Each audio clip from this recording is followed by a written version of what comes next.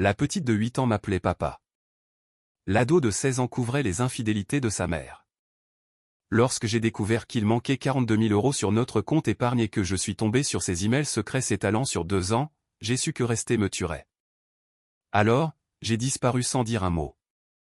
Je m'appelle Laurent Dubois. J'ai 44 ans et je travaille comme technico-commercial dans la distribution de pièces industrielles pour des entreprises manufacturières réparties dans toute la région Auvergne-Rhône-Alpes. C'est un travail solide, fiable, qui paie bien. Mais cela signifie que je suis sur la route 3, parfois 4 jours par semaine, visitant des clients à Grenoble, Saint-Étienne ou Clermont-Ferrand, vérifiant leurs besoins en stock, négociant des contrats et concluant des affaires. Je fais ça depuis près de 2 décennies maintenant. Je me suis bâti une réputation de fiabilité et de résultat. Je suis bon dans ce que je fais. Vraiment bon. J'ai rencontré Sophie lors d'un gala de charité à Lyon, à l'automne 2013. L'événement était l'un de ces dîners un peu guindés où les entreprises locales font semblant de s'intéresser aux causes communautaires tout en faisant du réseautage. Je n'étais pas particulièrement intéressé d'y être, mais ma société avait réservé une table, alors je suis venu. C'est là que je l'ai vue, debout près de la table des enchères silencieuses, ses cheveux bruns ramenés en une queue de cheval lâche, portant cette robe bordeaux qui semblait briller sous les lumières de la salle. Elle avait 2 enfants avec elle, une petite fille minuscule, peut-être 3 ans, serrant sa main et regardant tout avec des yeux écarquillés, et un préadolescent avachi à côté d'elle, l'air totalement ennuyé et agacé. Je me suis approché, j'ai fait la conversation sur les objets aux enchères, et en quelques minutes, nous étions en grande discussion. Elle s'appelait Sophie, elle avait 36 ans à l'époque, et elle travaillait dans le marketing pour une entreprise régionale de santé. Elle était mère célibataire et gérait tout toute seule. Le père des enfants avait été peu fiable dès le début, plus absent que présent, finissant par disparaître complètement environ 1 an avant notre rencontre. Elle ne le disait pas avec amertume, elle l'énonçait juste comme un fait, comme si elle avait fait la paix depuis longtemps avec l'idée de tout faire en solo. J'ai été attiré par elle immédiatement. Pas seulement par son physique, bien qu'elle fût magnifique, mais par sa force. La façon dont elle équilibrait carrière et enfant sans se plaindre. La façon dont elle riait facilement malgré le poids qu'elle portait. Nous avons échangé nos numéros ce soir-là et en 2 semaines, nous sortions ensemble. En 6 mois, nous étions inséparables. Léa, la petite fille qui avait 3 ans quand nous nous sommes rencontrés, m'a adopté tout de suite. Elle courait vers la porte quand j'arrivais, les bras tendus, criant au lolo de cette petite voix précieuse qui faisait fondre mon cœur à chaque fois. Je la soulevais, la faisais tourner, et elle gloussait comme si je venais de faire de la magie. Lucas, par contre, était une autre histoire. Même à 11 ans, il me regardait avec suspicion, comme si j'étais un intrus essayant de remplacer quelqu'un dont il se souvenait à peine, mais dont l'absence me rendait coupable à ses yeux. Je me disais qu'il finirait par s'habituer. Les enfants ont besoin de temps, n'est-ce pas? Nous nous sommes mariés lors d'une petite cérémonie au printemps 2014. Juste la famille et quelques amis proches. J'ai emménagé dans sa maison en banlieue lyonnaise, un pavillon modeste de 3 chambres avec un jardin qui avait désespérément besoin de travaux. Ça ne me dérangeait pas. Je me suis investi pour être le mari qu'elle méritait et la figure paternelle dont ses enfants avaient besoin. J'entraînais l'équipe de foot de Léa le samedi matin. J'aidais Lucas avec ses devoirs de maths, même quand il levait les yeux au ciel et soufflait à chaque explication que je donnais. Je m'assurais que Sophie avait tout ce dont elle avait besoin pour continuer à s'épanouir dans sa carrière. Pendant les 2 premières années, c'était bien. C'était juste. Je pensais que nous construisions quelque chose de solide, quelque chose qui durerait. Mais vers la fin de 2017, les choses ont commencé à changer. Subtilement au début, puis de manière indéniable. La femme que j'avais épousée a commencé à ressembler à une étrangère vivant dans ma maison. L'emploi du temps de Sophie est devenu de plus en plus erratique, imprévisible d'une manière qui ne collait pas, peu importe à quel point j'essayais de comprendre. Elle partait pour le bureau à 7 heures du matin et ne revenait pas avant 21 heures ou 22 heures, parfois même plus tard. Quand je lui demandais comment s'était passée sa journée, elle me donnait des réponses vagues sur des réunions clients et des délais de projet, ses yeux ne croisant jamais tout à fait les miens. C'est juste un trimestre vraiment exigeant, disait Sophie, sa voix fatiguée mais dédaigneuse. Une fois qu'on aura lancé cette campagne, les choses se calmeront, mais les choses ne se calmaient jamais. Au contraire, elles empiraient. Je voyageais beaucoup moi-même durant cette période, visitant des usines vers Oyonnax ou Chambéry, restant parfois dormir sur place quand les réunions s'éternisaient. J'appelais à la maison le soir, voulant entendre sa voix, me sentir connecté malgré la distance. Le plus souvent, elle ne répondait pas. Quand elle rappelait finalement des heures plus tard, elle disait qu'elle avait été en réunion, son téléphone en silencieux, trop occupé pour vérifier. L'intimité entre nous s'est complètement tarie. Nous sommes passés de faire l'amour régulièrement à peut-être une fois par mois. Et même là, cela semblait mécanique, comme si elle faisait juste les gestes pour m'empêcher de poser des questions. Quand j'essayais d'initier quoi que ce soit, elle prétextait l'épuisement, des maux de tête, le stress du travail. J'essayais d'être compréhensif. Je me disais que les carrières exigent parfois tout ce qu'on a et qu'il ne reste rien pour autre chose. Mais au fond, je savais que quelque chose n'allait pas. Je pouvais sentir dans mes tripes ce système d'alarme instinctif que les hommes ignorent à leurs risques et périls. Les enfants l'ont remarqué aussi, surtout Léa. Elle avait 7 ans à ce moment-là, assez grande pour sentir la tension, même si elle ne pouvait pas l'articuler. Elle grimpait sur mes genoux pendant que je regardais la télé et demandait « Pourquoi maman est toujours partie, papa ?» Ses grands yeux bruns cherchaient sur mon visage des réponses que je n'avais pas. « Elle travaille très dur, ma puce », je lui disais en lissant ses cheveux. Elle fait des choses importantes. Lucas, d'un autre côté, semblait presque satisfait de la distance entre Sophie et moi. Il avait un sourire en coin quand elle passait devant moi sans un mot, ou quand elle prenait un appel et disparaissait dans la chambre pendant 1 heure. À 15 ans, il était devenu plus hostile envers moi, plus ouvertement irrespectueux. Quand j'essayais d'imposer une règle de la maison, comme les couvre-feux ou les limites sur les jeux vidéo, il répliquait sèchement « T'es pas mon père », sa voix dégoulinante de mépris. « Je sais que je ne suis pas ton père, Lucas », répondais-je en gardant une voix calme, « mais je suis un adulte dans cette maison, et tu me dois le respect. » Il riait, un son cruel qui me rappelait à quel point il ressentait ma présence comme une intrusion. Sophie ne me soutenait jamais dans ces moments-là. Soit elle ignorait entièrement les confrontations, soit elle me disait en privé que j'étais trop dur avec lui, qu'il traversait juste une phase. Un vendredi soir de décembre, je suis rentré tôt d'un déplacement à Valence. Ma dernière réunion avait été annulée et j'avais conduit d'une traite, impatient de surprendre Sophie, peut-être de l'emmener dîner, d'essayer de renouer. Quand je me suis garé dans l'allée à 18h30, sa voiture était déjà là, ce qui m'a surpris puisqu'elle rentrait si tard ces derniers temps. Je suis entré par le garage en appelant son nom. Sophie ? Et, je suis rentré plus tôt. Pas de réponse. La maison était calme à part le son de la télé dans le salon où Lucas était affalé sur le canapé, les yeux rivés sur un jeu vidéo violent. Il m'a à peine jeté un coup d'œil quand je suis passé. « Où est ta mère ?» lui ai-je demandé. Lucas a haussé les épaules sans quitter l'écran des yeux. En haut, au téléphone, encore. J'ai monté les escaliers, mais pas lourd sur la moquette. Je pouvais entendre sa voix venant de notre chambre. Basse et intime, le genre de ton qu'on n'utilise pas pour les appels professionnels. Je me suis arrêté devant la porte, la main sur la poignée, et j'ai écouté. « Tu me manques aussi », disait Sophie. Sa voix était douce, presque tendre. Je sais que c'est dur, mais nous devons être prudents. Mon sang s'est glacé. Je suis resté là, figé, chaque instinct me hurlant d'enfoncer cette porte et d'exiger des réponses. Mais quelque chose m'a retenu. Peut-être que je n'étais pas encore prêt à affronter ça. Peut-être avais-je besoin de plus de preuves avant de tout briser. Je me suis retourné et je suis redescendu, le cœur battant dans la poitrine, l'esprit s'emballant avec des pensées que je ne voulais pas avoir.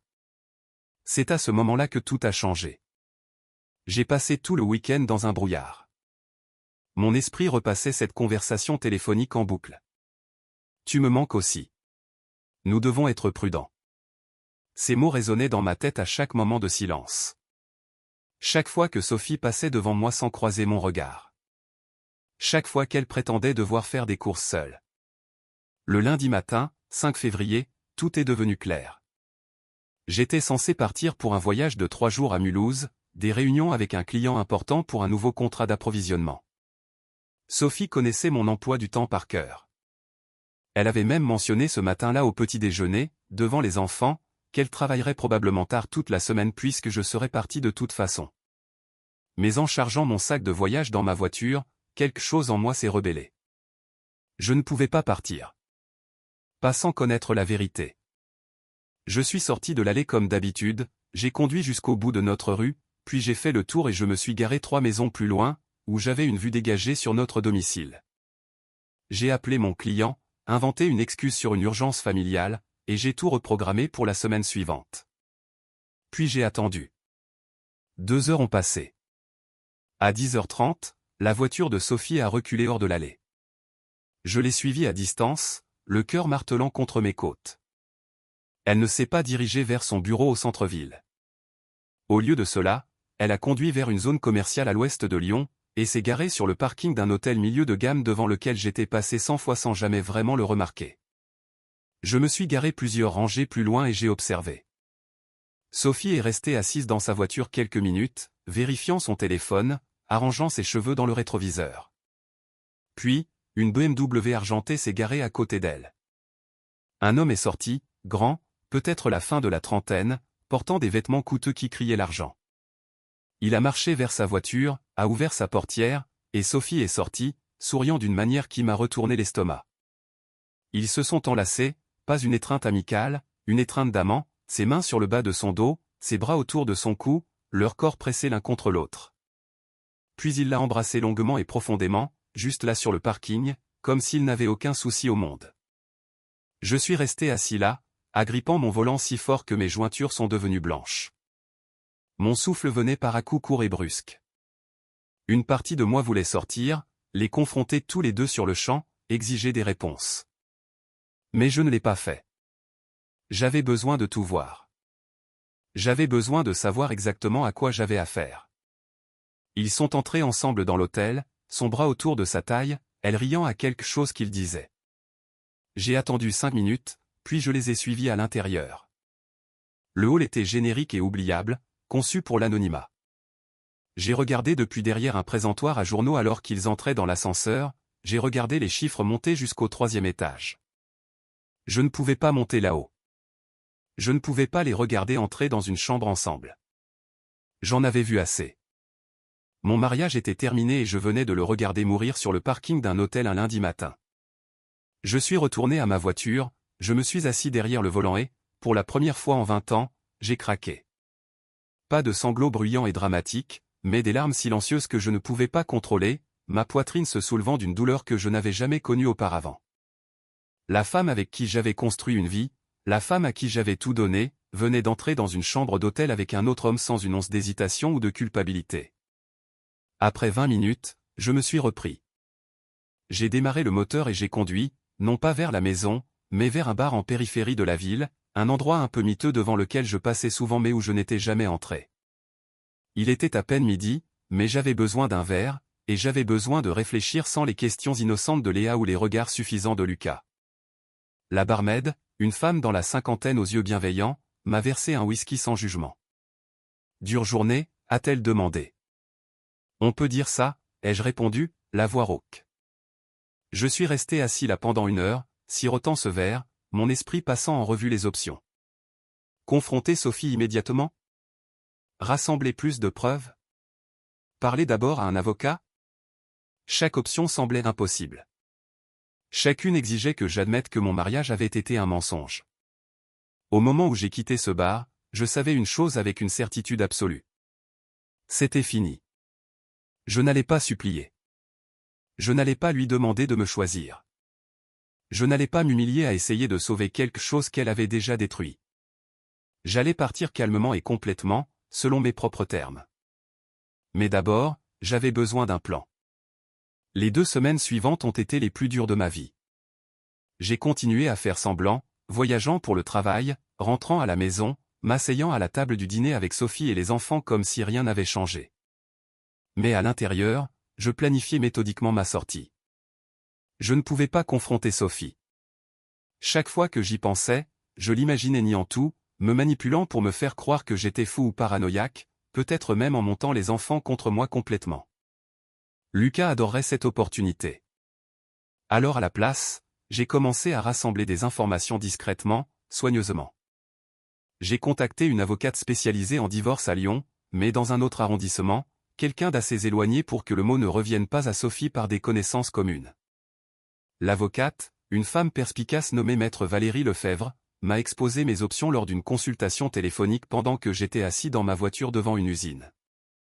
En France, le divorce pour faute existe toujours, a expliqué Valérie. Mais les preuves aident, surtout concernant toute irrégularité financière.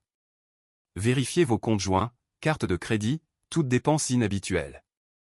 Ce soir-là, alors que Sophie était soi-disant à une autre réunion de travail tardive, je me suis connecté à nos comptes bancaires. Ce que j'ai trouvé m'a fait bouillir le sang. Au cours des 18 derniers mois, il y avait eu des virements réguliers de notre compte épargne joint vers un compte externe que je ne reconnaissais pas. De petites sommes au début, 500 € ici, 1000 là. Mais elles étaient devenues plus importantes et plus fréquentes. Au total, près de 42 000 € avaient disparu des économies que nous constituions pour acheter une maison plus grande. J'ai fait des captures d'écran de tout, je les ai transférées vers un compte email privé dont Sophie ignorait l'existence, et j'ai créé une sauvegarde sur une clé USB que je gardais dans ma voiture. La découverte suivante est venue purement par accident. Sophie avait laissé son ordinateur portable ouvert sur le comptoir de la cuisine un samedi matin pendant qu'elle prenait sa douche. Je suis passé devant, j'ai vu que sa boîte mail était ouverte, et je me suis arrêté. Je savais que je ne devais pas regarder, je savais que c'était une atteinte à la vie privée, mais après ce que j'avais vu, je ne me souciais plus de jouer franc jeu. J'ai fait défiler rapidement ces messages envoyés, mes yeux accrochant des noms que je ne reconnaissais pas. Puis je les ai trouvés, des emails à un certain Marc Vasseur, remontant à presque 2 ans. Les premiers étaient professionnels, discutant d'une collaboration marketing entre leurs entreprises, mais ils sont rapidement devenus personnels, puis intimes, puis explicites. Mes mains tremblaient en lisant message après message détaillant leur liaison, leur rendez-vous à l'hôtel, leur projet de finir ensemble une fois que le moment serait venu. Dans un email d'il y a 3 mois, Sophie avait écrit « Je sais que je devrais me sentir coupable pour Laurent, mais honnêtement, il est tellement aveugle. Il voyage tellement qu'il remarque à peine que je suis parti. C'est un bon beau-père pour les enfants, je lui accorde ça. Mais je n'ai jamais ressenti la passion avec lui que je ressens avec toi. » J'ai entendu la douche s'arrêter à l'étage. J'ai rapidement transféré une douzaine des emails les plus accablants vers mon compte privé, effacé l'historique du navigateur et me suis éloigné de l'ordinateur juste au moment où Sophie descendait enveloppée dans une serviette. « Bonjour, dit-elle joyeusement comme si elle n'avait pas juste détruit 4 ans et demi de ma vie. Tu fais quoi ? Je fais juste du café, ai-je répondu d'un ton égal, ma voix ne trahissant rien. Tu en veux ?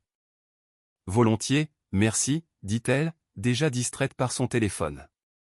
Cet après-midi-là, alors que Sophie emmenait Léa à un anniversaire et que Lucas était chez un ami, j'ai agi. J'ai préparé un seul sac de sport avec des vêtements, des documents essentiels, mon ordinateur portable et le disque de sauvegarde avec toutes les preuves rassemblées. J'ai vidé la moitié de l'argent de notre compte chèque joint, exactement ma part, et je l'ai transféré sur un compte personnel que j'avais ouvert la semaine précédente. Puis je me suis assis et j'ai écrit une lettre. Courte, directe, définitive. Sophie, je suis au courant pour Marc. Je sais pour la liaison. Je suis au courant pour l'argent que tu as volé dans nos économies. Au moment où tu liras ceci, je serai parti. Mon avocate te contactera concernant la procédure de divorce. N'essaie pas de me contacter. C'est fini. Laurent. J'ai placé la lettre sur la table de la cuisine à côté de mes clés de maison et de mon alliance. Puis j'ai franchi la porte, je suis monté dans ma voiture et je me suis éloigné de la seule maison que j'avais connue depuis 4 ans et demi. Je n'ai pas regardé en arrière. J'ai conduit pendant 6 heures d'affilée ce jour-là. Mon esprit engourdi, mes mains fermes sur le volant. Je n'avais pas de destination au début. Je savais juste que j'avais besoin de distance entre moi et cette maison, cette vie, cette trahison. Quelque part vers le sud, en entrant dans le département de l'Ardèche, je me suis arrêté sur une aire de repos et je me suis enfin laissé ressentir tout le poids de ce que j'avais fait. J'étais parti. J'étais vraiment parti. Après 4 ans et demi à essayer d'être l'homme dont Sophie et ses enfants avaient besoin, j'étais parti. Une partie de moi se sentait comme un échec, comme si j'aurais dû me battre plus fort, exiger des réponses, la faire choisir. Mais une partie plus profonde et plus sage de moi connaissait la vérité. Elle avait déjà choisi bien avant que je ne découvre son secret. Mon téléphone vibrait sans arrêt depuis mon départ. 23 appels manqués de Sophie, 17 SMS que je n'ai pas pris la peine de lire, et 3 messages vocaux que j'ai supprimés sans écouter. Il n'y avait rien qu'elle puisse dire qui changerait ce que je savais. Rien qui me ferait faire demi-tour. Mais alors j'ai vu un SMS de Léa. Papa, t'es où? Maman pleure et Lucas dit que tu reviendras jamais. S'il te plaît, rentre à la maison. Celui-là m'a presque brisé. Je suis resté assis dans ma voiture sur cet air de repos, fixant ces mots d'une petite fille de 8 ans qui ne comprenait pas pourquoi la seule figure paternelle qu'elle ait vraiment connue avait disparu sans dire au revoir. Mais je ne pouvais pas y retourner. Pas pour elle, pas pour personne. Je me perdrais complètement si je restais. J'ai tapé une réponse avec soin. Je suis désolé, ma puce. Je t'aime très fort, mais je ne peux pas revenir. Sois sage avec ta maman. Tu es la fille la plus gentille du monde. Puis j'ai bloqué le numéro de Sophie. Froid peut-être, mais nécessaire. J'ai fini dans les montagnes du Massif central, en Ardèche. Une petite ville appelée Aubenas que j'avais traversée 3 ans plus tôt lors d'un voyage d'affaires. Il y avait quelque chose dans ces montagnes qui m'appelait. L'isolement, le calme, le sentiment de recommencer à zéro dans un endroit où personne ne connaissait mon nom ni mon histoire. J'ai trouvé un gîte d'étape en périphérie de la ville. Rien de luxueux, mais propre et pas cher. Le gérant, un homme buriné dans la soixantaine nommé Gérard, n'a pas posé de questions quand j'ai payé en espèces pour 2 semaines d'avance. J'ai passé les 3 premiers jours à sortir à peine de cette chambre, commandant des plats à emporter, fixant le plafond, essayant de digérer l'implosion de mon mariage. Le 4e jour, je me suis forcé à sortir. Je ne pouvais pas me cacher éternellement. J'avais besoin d'un plan. Besoin de comprendre ce qui viendrait ensuite. J'ai conduit dans la région, me familiarisant avec le paysage. C'est là que je l'ai trouvé, un petit chalet, presque un mobil-home amélioré, sur 2 hectares de terrain boisé, alloué à un prix que je pouvais facilement me permettre. Le propriétaire, un ancien militaire à la retraite qui s'est avéré être Gérard, le même homme qui tenait le gîte, m'a fait visiter la propriété ce même après-midi. C'est pas grand-chose, a dit Gérard en marchant sur le périmètre. L'isolation est correcte, il faut quelques travaux sur la terrasse, mais c'est solide. C'est calme ici, privé, un bon endroit pour un homme qui a besoin de se vider la tête. Comment savez-vous que j'ai besoin de me vider la tête, ai-je demandé. Gérard a souri d'un air entendu. J'ai déjà vu ce regard. Je le portais moi-même il y a environ 15 ans quand mon ex-femme a décidé que l'herbe était plus verte ailleurs. J'ai passé 2 ans ici à me reconstruire. Il a fait un geste vers les monts d'Ardèche au loin. Ces montagnes ont une façon de guérir un homme s'il les laisse faire. J'ai pris l'endroit sur le champ, signé un bail au mois, et j'ai emménagé le lendemain. C'était spartiate, juste l'essentiel, mais c'était à moi. Pas de souvenir de Sophie, pas de rappel de la vie que j'avais essayé de construire, pas de fantôme hantant les coins. Au cours des 2 semaines suivantes, j'ai établi une routine. Le matin, je me réveillais tôt, faisais du café sur le petit réchaud et m'asseyais sur la terrasse, regardant le soleil se lever sur la crête. Le silence était profond, presque surprenant après des années à vivre avec le bruit constant de la vie de famille. Mais j'ai fini par en avoir besoin, de cet espace calme où je pouvais penser sans interruption. Je suis resté en contact avec mes clients à distance. Je leur ai dit que je gérais une situation familiale et que je travaillais depuis un endroit différent temporairement. La plupart étaient compréhensifs. Ceux qui ne l'étaient pas, je les ai laissés tomber. Mon travail avait été mon identité pendant si longtemps. Mais maintenant, cela semblait juste être un moyen de payer les factures pendant que je cherchais qui j'étais censé être. Gérard passait me voir occasionnellement, apportant du bois de chauffage ou s'arrêtant juste pour partager une bière et discuter.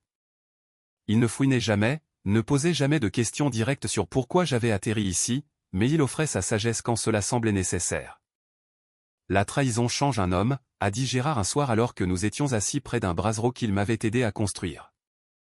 Ça te fait tout remettre en question sur ce que tu pensais savoir des gens, de toi-même, mais ça clarifie aussi les choses. Ça te montre de quoi tu es vraiment fait. De quoi suis-je fait, ai-je demandé en plaisantant à moitié. Tu es encore en train de le découvrir, a répondu Gérard. Mais tu ne t'es pas effondré. Tu n'as pas supplié, ni ragé, ni t'es détruit toi-même. Tu es parti avec ta dignité intacte.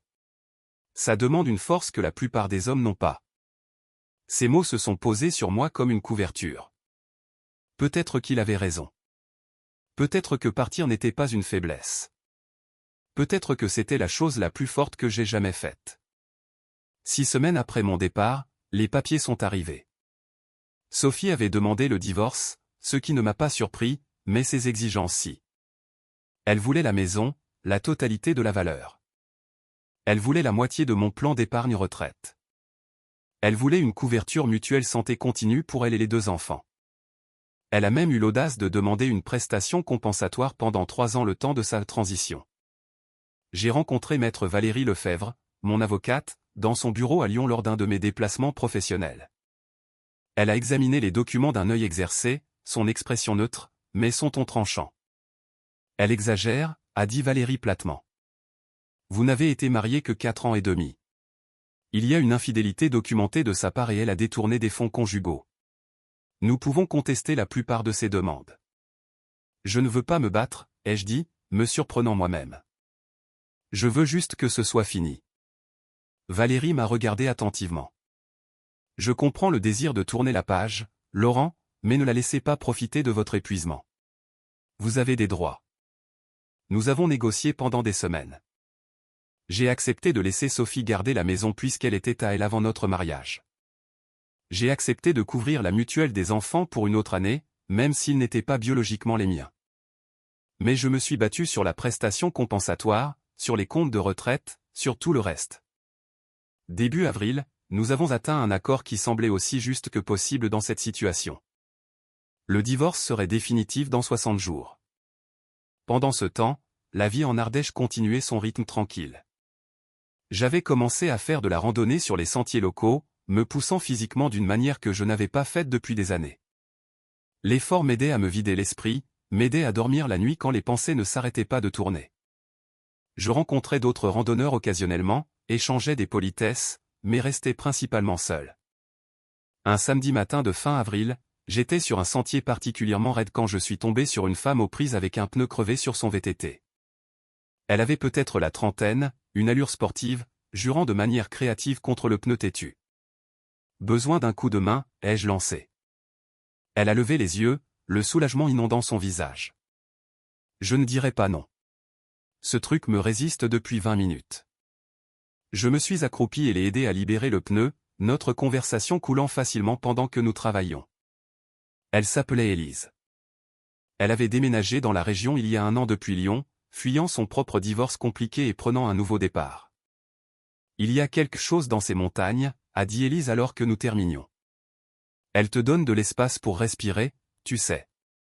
Ouais, ai-je approuvé. Je sais exactement ce que tu veux dire. Nous avons fini par randonner ensemble ce jour-là, parlant de nos vies, de nos erreurs, de nos espoirs pour la suite. Ce n'était pas romantique, ce n'était rien de plus que 2 personnes qui comprenaient ce que signifiait se reconstruire à partir de ruines. Mais ça faisait du bien de se connecter avec quelqu'un, de se rappeler que tout le monde n'était pas un menteur ou un tricheur. Au cours des semaines suivantes, Élise et moi sommes devenus amis. Nous nous retrouvions pour des randos, prenions un café au bistrot local, partagions des histoires sur nos désastres respectifs. Elle ne poussait jamais pour plus. Elle semblait comprendre que je n'étais pas prêt pour quoi que ce soit au-delà de l'amitié. Et j'appréciais cela plus que je ne pouvais l'exprimer. Mais un après-midi de début mai, tout a basculé à nouveau. J'étais à la petite poste du village pour récupérer un colis quand j'ai vu Lucas, mon beau-fils, le gamin qui m'avait détesté dès le premier jour, debout devant une station-service de l'autre côté de la rue. Il avait l'air plus vieux, d'une certaine manière, plus dur. Son arrogance d'adolescent remplacée par quelque chose de plus calculateur. Il m'a vu au même moment où je l'ai vu, nos yeux se sont croisés de l'autre côté de la rue, et j'ai vu la reconnaissance passer sur son visage, suivi immédiatement par ce rictus familier. Il a commencé à marcher vers moi délibérément, et je savais que cette confrontation était inévitable. « Eh bien, regardez qui voilà », a dit Lucas en s'approchant, sa voix dégoulinante de mépris. Le grand Laurent Dubois, caché dans les montagnes comme un lâche. J'ai gardé ma voix calme. « Qu'est-ce que tu fais là, Lucas ? » « Maman m'a envoyé te trouver, » dit-il en croisant les bras. Même si je lui ai dit que c'était une perte de temps. Une fois un démissionnaire, toujours un démissionnaire, hein. Quelque chose en moi a craqué. Pas de la rage, mais de la clarté. Je ne vais pas jouer à ça avec toi. Quoi que ta mère veuille, elle peut communiquer par avocat. Léa pleure tous les soirs en te réclamant, a dit Lucas. Et pendant un moment, j'ai vu quelque chose de presque humain dans ses yeux. Mais tu t'en fiches, n'est-ce pas? Tu ne te souciais que de toi-même. Ta mère a fait ses choix, ai-je répondu. J'ai fait les miens. C'est tout ce qu'il y a à dire. Lucas a ri amèrement. Ouais, continue de te dire ça. Tu es juste comme tous les autres mecs qui nous ont abandonnés. Au moins mon vrai père avait l'excuse d'être un raté. C'est quoi la tienne? J'ai regardé ce gamin en colère, cet adolescent qui avait passé des années à me en vouloir, et je n'ai ressenti que de la pitié. J'espère que tu trouveras ta voie, Lucas. Vraiment. Mais j'ai fini d'être ton punching ball. Je me suis retourné et je suis parti, je suis monté dans ma voiture et je suis retourné au chalet. Mes mains tremblaient, non pas de peur ou de colère, mais de la réalisation que j'avais enfin vraiment lâché prise. Voir Lucas, entendre ses accusations, rien de tout cela ne m'a touché comme ça l'aurait fait des mois plus tôt. Ce soir-là, Gérard est passé avec un pack de bière, et nous nous sommes assis sur la terrasse à regarder le coucher de soleil. J'ai vu que tu avais eu de la visite plus tôt, a dit Gérard nonchalamment. Tout va bien? Un fantôme du passé, ai-je répondu. Mais les fantômes ne peuvent pas te faire de mal à moins que tu ne les laisses faire. Gérard a hoché la tête avec approbation. On dirait que tu apprends. 3 mois dans ma nouvelle vie en Ardèche, je m'étais installé dans un rythme qui semblait étonnamment durable. Le travail était gérable à distance.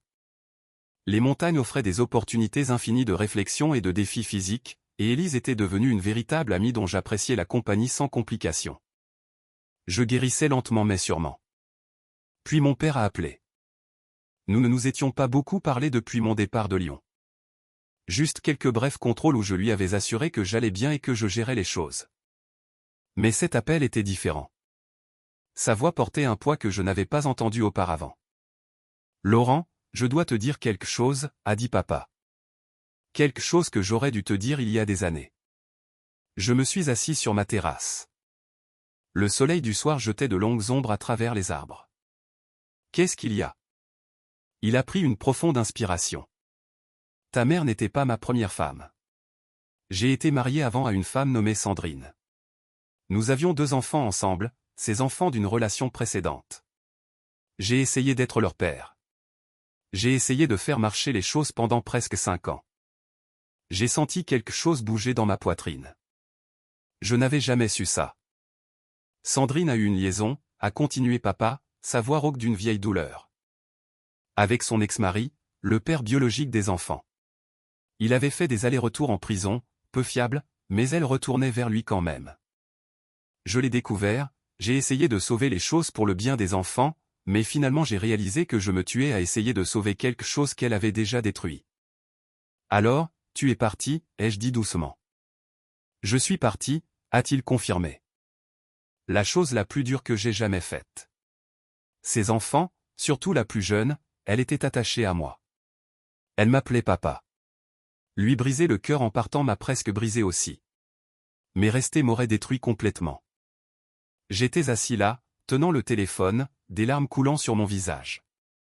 Pourquoi tu me dis ça maintenant? Parce que je te vois traverser la même chose. Et je veux que tu saches que tu n'es pas faible pour être parti. Tu n'es pas un échec. Parfois, la chose la plus forte qu'un homme puisse faire est de s'éloigner d'une situation qui le tue. Même quand ça signifie blesser des gens auxquels tu tiens. J'ai rencontré ta mère 2 ans après avoir quitté Sandrine. J'ai construit une vraie vie. J'ai trouvé le vrai bonheur. Tu trouveras ça aussi, fils. Nous avons parlé pendant une autre heure. Lui partageant des détails qu'il avait gardés enfouis pendant des décennies. Moi comprenant enfin d'où venait ma force de partir. C'était dans mon sang.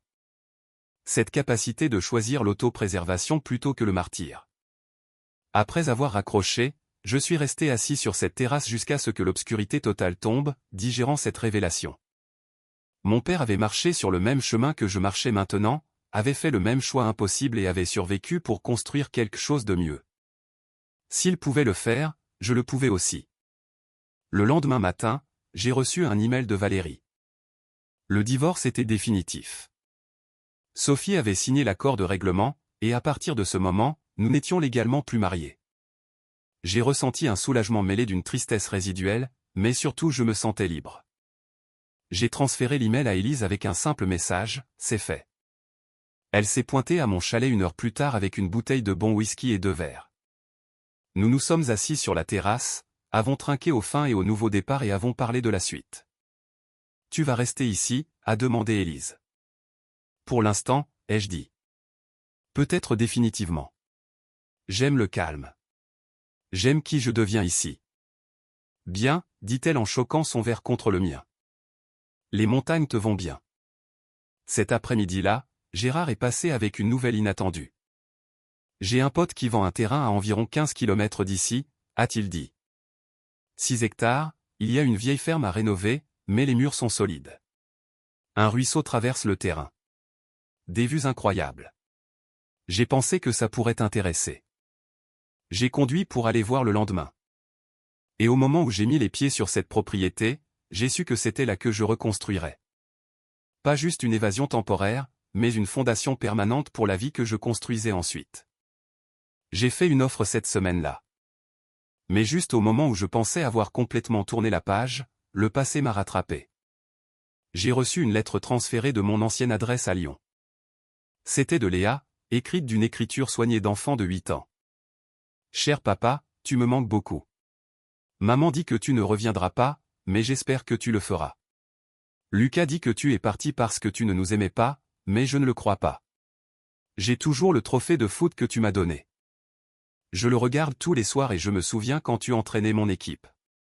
Je t'aime. S'il te plaît, réponds-moi. Bisous, Léa. » Je suis resté assis là à lire cette lettre encore et encore, mon cœur se brisant et guérissant simultanément. Je ne pouvais pas revenir, mais je ne pouvais pas non plus l'ignorer. Alors, j'ai répondu, expliquant soigneusement avec des mots qu'un enfant de 8 ans pourrait comprendre que parfois les adultes doivent faire des choix difficiles, que je l'aimais, mais que je ne pouvais plus faire partie de sa famille. Qu'elle devait continuer à être l'enfant incroyable qu'elle était. Je l'ai posté le lendemain, sachant que c'était probablement une erreur, mais incapable de laisser sa lettre sans réponse. Fin juin, j'avais acheté la propriété que Gérard m'avait montrée et commencé le processus de rénovation de la petite maison qui venait avec. Le travail était thérapeutique, me donnant quelque chose de tangible à construire pendant que je me reconstruisais intérieurement. J'avais engagé des artisans locaux pour les grosses réparations structurelles, mais je faisais beaucoup de travaux de finition moi-même, peinture, ponçage des parquets, remplacement des installations. Élise m'aidait quand elle pouvait, et notre amitié s'était approfondie en quelque chose de plus, bien que nous prenions notre temps. Aucun de nous n'était prêt à se précipiter dans quoi que ce soit, portant tous deux les cicatrices de nos divorces respectifs, mais il y avait là un potentiel pour quelque chose de vrai quand le moment serait venu. Un samedi matin de début juillet, j'étais en train de remplacer la rambarde de la terrasse sur ma nouvelle propriété quand une voiture a remonté la longue allée. Je n'ai pas reconnu le véhicule, mais quand la portière s'est ouverte et que Sophie est sortie, mon estomac s'est noué. Elle avait l'air différente, plus mince, plus vieille d'une certaine manière, ses cheveux plus courts que dans mes souvenirs. Elle est restée là un moment, me fixant juste avant de s'approcher. « Bonjour, Laurent » a dit Sophie, sa voix hésitante. J'ai posé mes outils et essuyé mes mains sur mon jean. « Qu'est-ce que tu fais là, Sophie ? » « Je dois te parler » a-t-elle dit. « Je te cherche depuis des semaines. Lucas m'a dit où tu étais dans les grandes lignes, mais j'ai dû engager un détective privé pour trouver cet endroit précis. On n'a rien à se dire, ai-je répondu d'un ton égal. Le divorce est prononcé. Tout est réglé. Pas tout, a dit Sophie, ses yeux se remplissant de larmes. J'ai fait une terrible erreur. Marc m'a quitté il y a 2 mois quand je lui ai dit que j'étais enceinte. Il a dit qu'il n'était pas prêt pour ce genre d'engagement. J'ai perdu mon emploi parce que la liaison violait la politique de l'entreprise. La maison va être saisie parce que je ne peux pas payer le crédit toute seule. Tout s'effondre. J'ai regardé cette femme qui avait été ma femme, qui m'avait trahi sans hésitation, qui se tenait maintenant sur ma propriété pour demander quoi ? De la sympathie, de l'aide, une seconde chance ? Je suis désolé que tu sois en difficulté, ai-je dit, et je le pensais. Mais ce n'est plus mon problème. Je sais que je t'ai blessé, a continué Sophie en s'approchant. Je sais que j'ai détruit ce qu'on avait, mais je vais voir un psy, je travaille sur moi, j'essaie de comprendre pourquoi j'ai saboté tout ce qu'il y avait de bon dans ma vie. Je veux arranger les choses. Tu ne peux pas arranger ça, ai-je dit fermement. Ce qui est fait est fait. Léa te manque, n'est-ce pas, a demandé Sophie. Et j'ai vu la manipulation immédiatement. Elle pleure pour toi constamment. Elle ne comprend pas pourquoi tu l'as abandonnée. Je ne l'ai pas abandonnée, ai-je dit, ma voix durcissant. J'ai quitté un mariage où j'étais trompé et volé. Il y a une différence. Le visage de Sophie est passé de la supplication à la colère. Alors c'est ça. Tu vas juste te cacher ici dans les montagnes en prétendant que tu n'as jamais eu de famille. Je n'ai jamais eu de famille avec toi, ai-je répondu froidement. J'en ai eu l'illusion. Tu t'en es assuré quand tu as passé 2 ans à coucher avec un autre homme. J'ai fait des erreurs, a crié Sophie. Les gens font des erreurs, mais tu es censé te battre pour ton mariage, pas juste t'enfuir comme un lâche. Quelque chose a claqué en moi.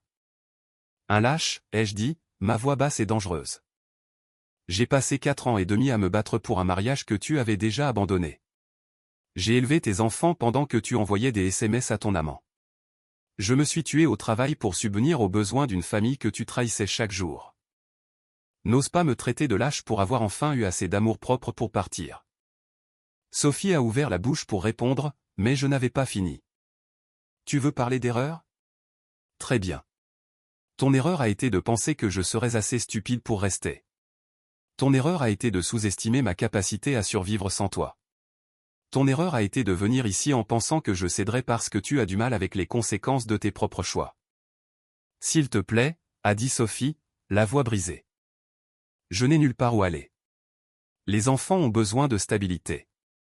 Léa a besoin de toi. Léa a besoin d'une mère qui prend de meilleures décisions, ai-je dit. Et tu as besoin de te débrouiller dans la vie sans m'utiliser comme filet de sécurité. C'est fini, Sophie. Définitivement. J'ai tourné la page et tu dois faire pareil. Tu as tourné la page, a demandé Sophie, ses yeux se plissant en regardant vers ma propriété. Y a-t-il déjà quelqu'un d'autre? Ça ne te regarde pas, ai-je répondu.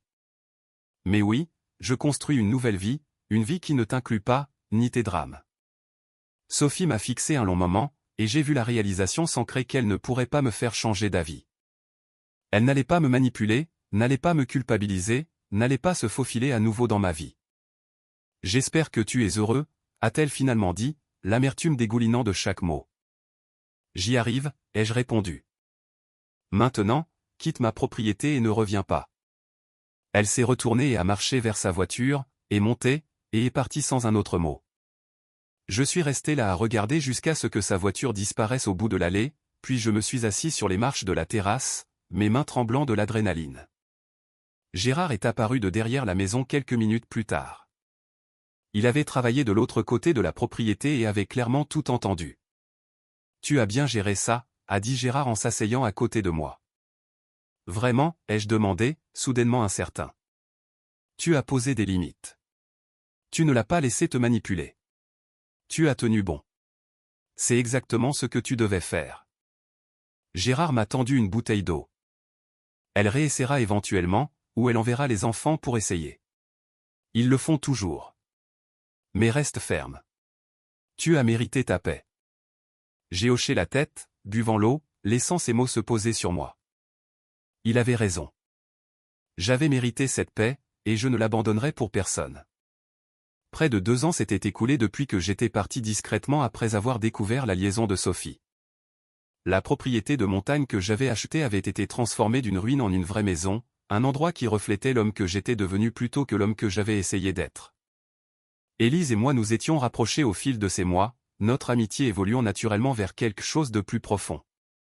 Nous avions avancé lentement, portant tous deux des cicatrices. Mais au printemps de la 2e année, elle avait emménagé dans la maison avec moi. Cela semblait juste d'une manière que mon mariage avec Sophie n'avait jamais été. Honnête, égal, construit sur la vérité plutôt que sur des illusions. Je travaillais sur la grange un samedi après-midi, la convertissant en atelier, quand une voiture est apparue au bout de ma longue allée. Mon estomac s'est serré d'une crainte familière, m'attendant à revoir Sophie. Mais quand la portière s'est ouverte, c'est Léa qui est sortie. Elle avait 10 ans maintenant, plus grande, ses traits plus définis, mais portant toujours cette douceur dont je me souvenais. Une femme plus âgée que je ne reconnaissais pas, probablement sa grand-mère maternelle, se tenait à côté de la voiture en observant. « Papa » a appelé Léa timidement. J'ai posé mes outils et marché vers elle, mon cœur battant la chamade. « Salut, Léa. Je n'étais pas sûr que tu te souviendrais de moi, a-t-elle dit, sa petite voix. Bien sûr que je me souviens de toi, ai-je répondu en m'agenouillant à sa hauteur. Comment pourrais-je oublier la meilleure joueuse de foot que j'ai jamais entraînée? Elle a souri, des larmes se formant dans ses yeux. Je voulais te voir. Mamie a dit qu'elle m'amènerait si je promettais de ne pas te demander de revenir. C'était intelligent de sa part, ai-je dit doucement. Nous nous sommes assis sur les marches du porche, et elle m'a parlé de l'école, de ses amis, de comment elle avait rejoint une nouvelle équipe de foot. Elle n'a pas beaucoup mentionné Sophie et je n'ai pas demandé. Après 1 heure, sa grand-mère l'a rappelé. Je peux t'écrire parfois, a demandé Léa en se levant pour partir. J'aimerais ça, ai-je répondu en lui donnant mon adresse email. Alors que je l'ai regardé partir, Élise est sortie et s'est tenue à côté de moi. Ça va? Ouais, ai-je dit, surpris de constater que je le pensais. Je crois que ça va. Ce soir-là, j'ai reçu un email d'une adresse que je ne reconnaissais pas. C'était de Sophie, mais le ton était différent de ses messages désespérés précédents. Elle s'était fait aider, suivait une thérapie, avait trouvé un emploi dans la gestion de commerce de détail. L'enfant de Marc, une fille, était en bonne santé. Elle ne demandait rien, voulait juste me faire savoir qu'elle essayait de faire mieux. Je l'ai lu 2 fois, puis je l'ai supprimé. Certaines portes, une fois fermées, doivent le rester. 4 mois après la visite de Léa, ma vie s'était installée dans quelque chose que je ne m'attendais jamais à trouver, un véritable contentement. Élise et moi nous étions fiancés lors d'une soirée tranquille sur notre terrasse, regardant le soleil se coucher sur les montagnes. Pas de drame, pas de grands gestes, juste 2 personnes qui s'étaient trouvées après leurs tempêtes respectives et avaient décidé de construire quelque chose de vrai ensemble. Gérard était devenu comme de la famille, passant la plupart des soirs pour vérifier l'avancement des divers projets ou pour partager une bière et discuter. Mon travail avait évolué aussi. J'avais construit une clientèle suffisante en Auvergne-Rhône-Alpes pour avoir rarement besoin de voyager loin désormais, menant la plupart des affaires par appels vidéo et voyages régionaux occasionnels. Un après-midi de fin d'automne, j'ai conduit en ville pour des provisions et je suis tombé sur quelqu'un que je ne m'attendais jamais à voir. Lucas. Il se tenait devant un café, l'air mal à l'aise comme s'il attendait quelqu'un. Quand il m'a vu, son rictus habituel était absent, remplacé par quelque chose qui ressemblait à de l'incertitude. Laurent, a-t-il dit alors que j'approchais. Lucas, ai-je répondu neutrement. On peut parler, a-t-il demandé. Juste 1 minute. Nous nous sommes assis à une table en terrasse, l'air d'octobre vif et frais. Lucas semblait plus vieux que ses 18 ans. Plus usé par la vie qu'un adolescent ne devrait l'être. Je voulais m'excuser, a dit Lucas. Les mots clairement difficiles pour lui. Pour comment je t'ai traité. Pour avoir couvert maman, pour tout. Je l'ai étudié attentivement. Qu'est-ce qui a changé? Je suis à la fac maintenant, je vis avec mon vrai père, a dit Lucas. Voir comment il est, comment il traite les gens, m'a fait réaliser ce que tu essayais de faire. Tu essayais d'être un bon beau-père et j'ai rendu ça impossible. Ta mère a rendu ça impossible, ai-je corrigé doucement. Tu étais juste un gamin coincé au milieu. Quand même, a dit Lucas. Tu méritais mieux. Léa parle de toi tout le temps. Elle t'aimait vraiment. Je l'aimais aussi, ai-je admis. Je l'aime toujours d'une certaine façon, mais je ne pouvais pas rester dans cette situation. Je comprends maintenant, a dit Lucas. De toute façon, je voulais juste dire que je suis désolé et merci d'avoir essayé. Après son départ, je suis resté assis là un moment, sentant quelque chose changer. Le pardon peut-être, ou juste l'acceptation que chacun faisait de son mieux avec ce qu'il avait. Ce soir-là, Élise m'a trouvé sur le porche fixant les montagnes. Tu réfléchis trop, a-t-elle observé. Je réfléchis juste, ai-je dit en la tirant contre moi, au chemin que j'ai parcouru. Que nous avons parcouru, a-t-elle corrigé. Que nous avons parcouru, ai-je approuvé. En regardant en arrière, je comprenais pourquoi j'étais parti discrètement après avoir découvert l'infidélité de ma femme après 4 ans et demi de mariage. Certains hommes seraient restés, se seraient battus pour sauver quelque chose déjà détruit. Mais j'avais choisi moi-même, choisi ma dignité, choisi la possibilité d'un vrai bonheur plutôt que la certitude d'une misère prolongée. Les montagnes m'avaient guéri. Élise m'avait montré à quoi ressemblait un vrai partenariat. Et en trouvant la force de partir, j'avais trouvé la force de construire quelque chose de mieux. Alors que l'obscurité tombait sur les collines ardéchoises, j'ai ressenti quelque chose que je n'avais pas ressenti depuis des années. Une paix complète avec mes choix et un véritable espoir pour demain.